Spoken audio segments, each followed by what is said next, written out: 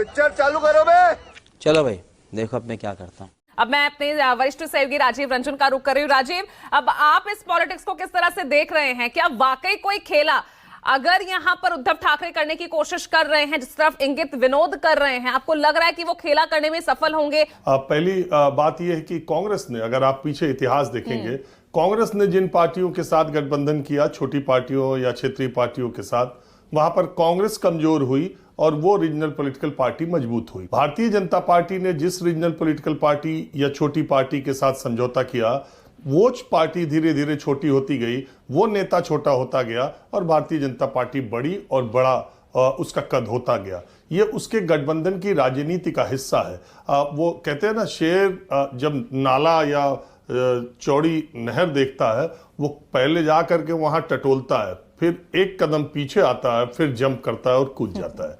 तो भारतीय जनता पार्टी उसी तरह की स्ट्रेटजी अपनाती है। पहले वो नाले को देखती है, गठबंधन के लिए कोई अपना कहाँ कौन मिलता है उसके साथ उसका हाथ पकड़ती है और फिर एक कदम पीछे हटा करके और फिर उस नाले को पार करती है। इसी तरह अगर आप शिवसेना देखें, पहले तो शिवसेना एक स्थिति ऐसी आई कि उन्होंने, भारतीय जनता पार्टी ने 5 साल अपना सीएम रखा और दूसरे इलेक्शन के बाद फिर भारतीय जनता पार्टी ने पद नहीं दिया, भले गठबंधन टूट गया और उद्धव ठाकरे को समझ में ये बात आ गई थी, लेकिन फिर वो शिवसेना भी टूट गई और अब एक नाथ शिंदे उस मुहाने पर बैठे हैं जहां उन्हें जैसा बीजेपी कहेगी वैसा करना पड़ेगा अगर उन्हें महाराष्ट्र की राजनीति में रहना है। इस वक्त जैसा बीजेपी कहेगी वैसा एक नाथ शिंदे को करना पड़ेगा। ये भगवान क्या जुल्म है।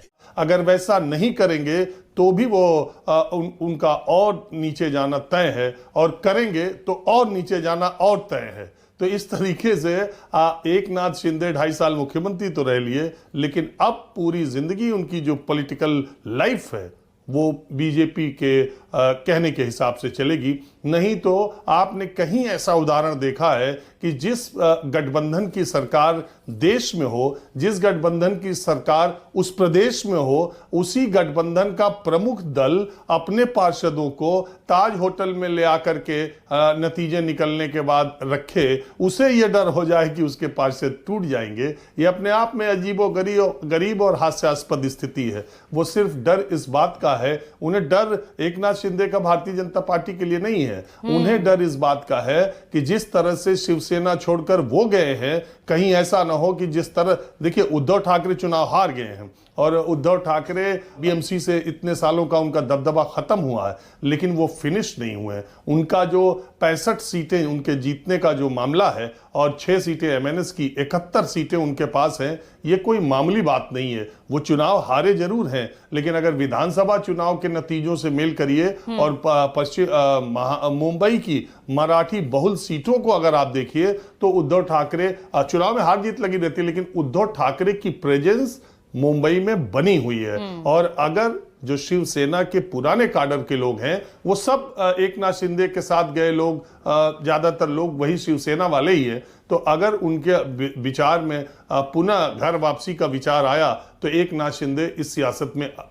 अलग थलग पड़ सकते हैं। उन्होंने इसलिए, जो विनोद जगदाले ने कहा 1 महीने का जो है, इसलिए उन्होंने अपने पार्षदों को एक जगह रखा है। अभी तो ये कहने वाली बात है कि हम 2.5 साल का मेयर। तू समझा? हाँ। नहीं, तू समझा नहीं। आप सोच सकती हैं कि जिसको 25 चाहिए, 114 में से 25 पार्षद चाहिए, 89 उसके हैं और 29 इसके हैं, उनके पास 29 है। तो आप सोच सकती हैं कि 89 वार्ड मेंबर जिसके हो वो 29 वाले का मेयर बनाएगा। ये तो कहने वाली बात है कि हम बहुत हार्ड बार्गेनिंग कर रहे हैं। वो सीधी सी बात ये है कि वो उद्धव ठाकरे की तरफ पुराना घर वापसी उनके पार्षद कहीं ना कर जाए, इसलिए मेयर चुने जाने तक वो उनको एक साथ रखें। और मुझे लग रहा है कि भारतीय जनता पार्टी ने ही ये कहा होगा कि एक नाथ शिंदे जी अपने आप पार्षदों को जल्दी से एक होटल में बुला के रख लीजिए। और आखिरी बात ये मैं कह रहा हूं कि जहां से आनंद दीघे, जो कि शिवसेना के बहुत ही कद्दावर नेता थाड़े के थे और उनको एक भगवान के दर्जा ठाणे में दिया जाता है। उन्हीं के शिष्य थे एक नाथ शिंदे, और वहीं से वो उन्हीं की वजह से आरएसएस में आए थे। और अभी मैंने थोड़ी देर पहले एक रिपोर्ट पढ़ी है जिसमें कि एक नाथ शिंदे का जो ठाणे वाला घर है वो वार्ड मेंबर पिछले 25-30 वर्षों से जो शिवसेना के थे और वो टूट के शिंदे के साथ चले गए थे, वहां बिल्कुल नए कैंडिडेट को उद्धव ठाकरे ने अपना उम्मीदवार बनाया।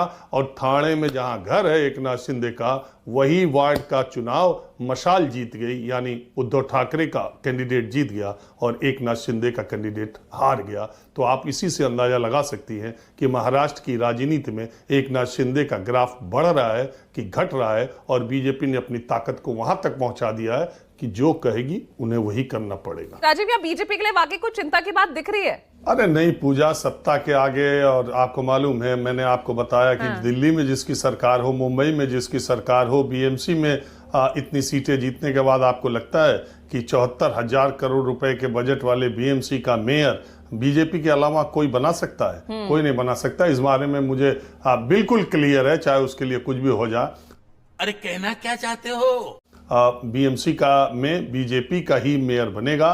ये तो मैंने बताया, एक नाथ शिंदे को इस बात का डर है कि जो मुंबई के भीतर उद्धव ठाकरे और राज ठाकरे के मिलने के बाद जो 71 सीटें उनको आई हैं और मराठी बहुल इलाकों में आई हैं, वो उनको डर है। मैंने ठाणे का बात आपको बता दिया।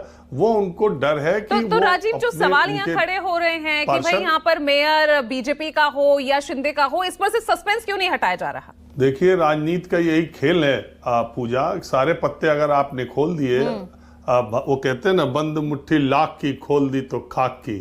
तो इस हमेशा बंद मुट्ठी रखी जाती है। इतना जल्दी राजनीति में हाथ खोल दे तो फिर हो चुकी पॉलिटिक्स। जैसा आपको दिखाई दे रहा है कि नगाड़े के साथ बजाते हुए एक नाथ शिंदे के 29 पार्षद तुरंत पहुंच जाए।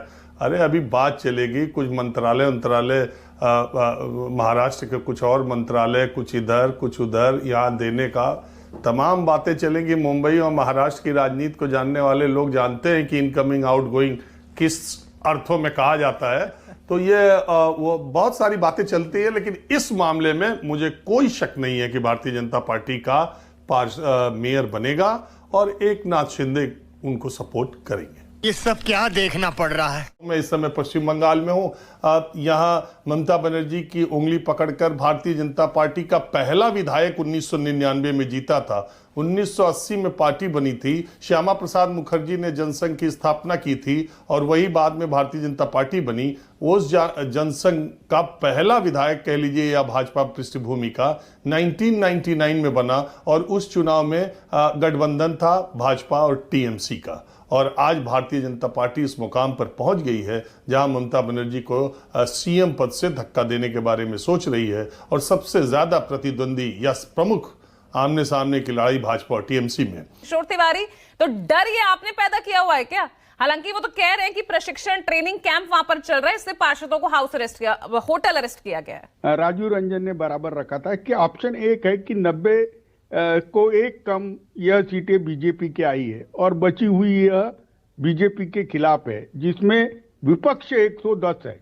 हाँ, 110 विपक्ष है। तो क्या होता है, अगर विपक्ष बाहर से सपोर्ट कर दे तो एक नाथ शिंदे का मेयर होना तय है। हमें अमित शाह जी ने कहा था कि उद्धव जी की पार्टी का मुख्यमंत्री रहेगा, वैसे ही देवा बाबू ने अभी कहा था कि एक नाथ शिंदे जी आपके पार्टी का मेयर रहेगा।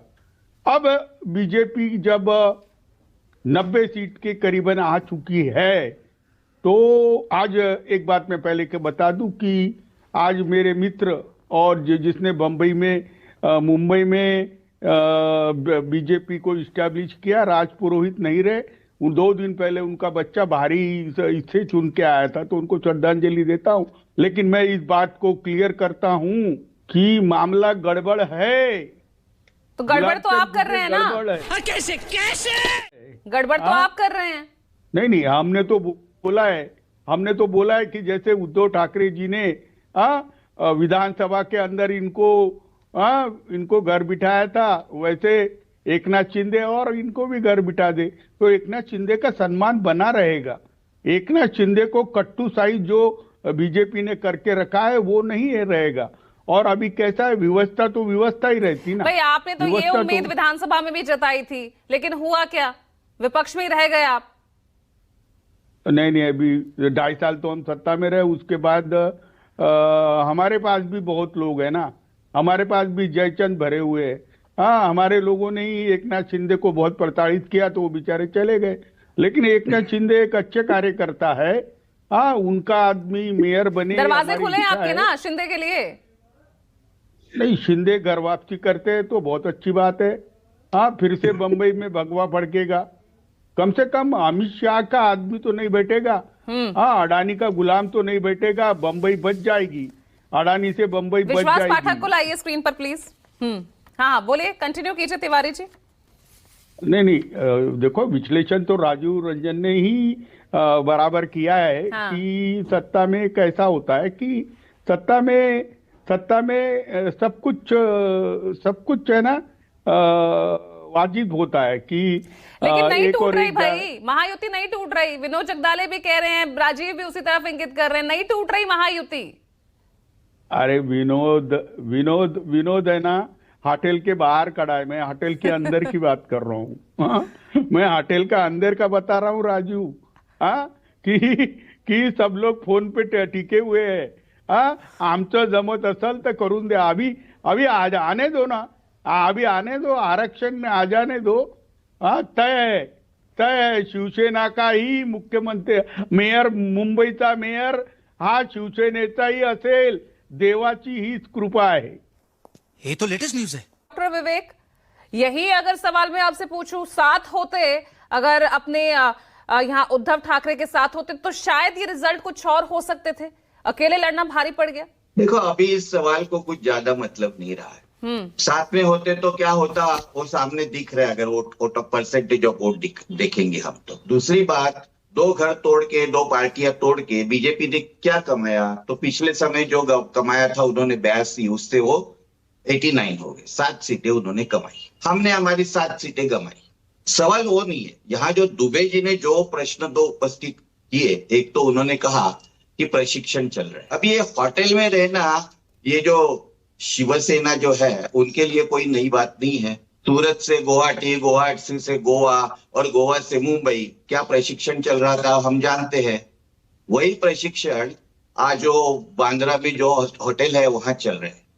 और वो दूसरा सवाल उन्होंने किया, हमें डर क्या है? मैं बताता हूँ शिवसेना को डर क्या है। शिवसेना में जो लोग फुट के गए ओरिजिनल शिवसेना से और उन्होंने उनके टिकट पर खड़े हो गए, उसमें से 90% लोगों को जनता ने सबक सिखा दिया है और गिरा दिया है। अभी जो 29 चुन के आए हैं, उनके मन में ये भय है कि कहीं जनता की नाराजगी की आंच हमको भविष्य में लगेगी, इसलिए अब भी हम सुधर सकते हैं। और बिल्कुल इसी के वजह से उनको होटल में रखा गया है। प्रशिक्षण वगैरह कोई नहीं।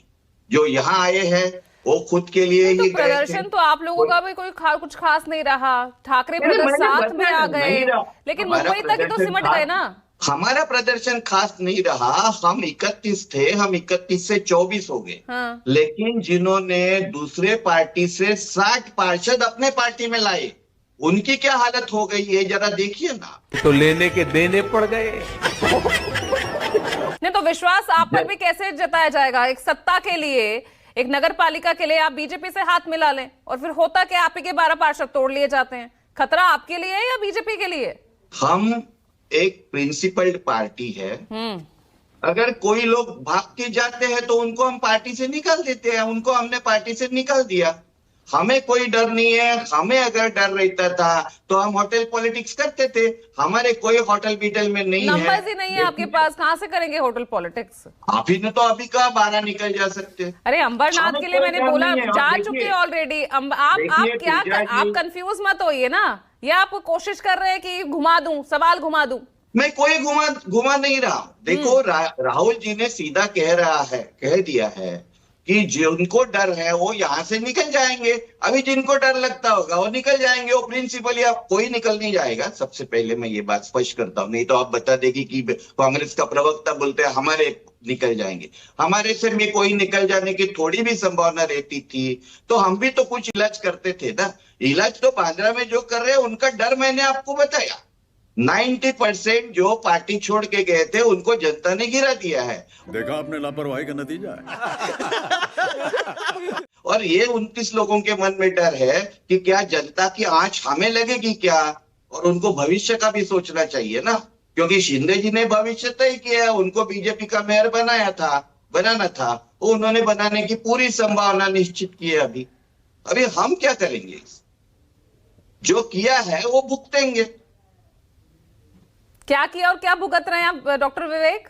जिन्होंने पार्टी छोड़ के गए वो उन्होंने किया है। उन्होंने जनता ने सबक सिखाया। और ये बहुत अभी तो ये तो पहला ये है, क्या बोलते हैं उसको, आगे आगे देखो होता है। अब तो यहाँ पर आपका रिस्पॉन्स देना बहुत जरूरी है। ने बीजेपी की नीति उजागर कर दी है, मैं उनका बहुत आभारी हूँ। अगर ये ऐसी आपकी कमजोरी भी तो दिखा रहे हैं डॉक्टर विवेक। क्या दिखा रहे? आपकी कमजोरी भी तो उजागर कर रहे हैं अगर उनकी वहां पर नीतियां दिखा रहे हैं तो। देखिए, उन्होंने जो भी बात कही वर्षा गायकवाड़ के बारे में और किसी ने कुछ गुड बनाया उसके बारे में मेरे पार्टी ने मुझे कोई खबर नहीं दी है, इसलिए मैं उसका इनकार करता हूं। बात तो सही है।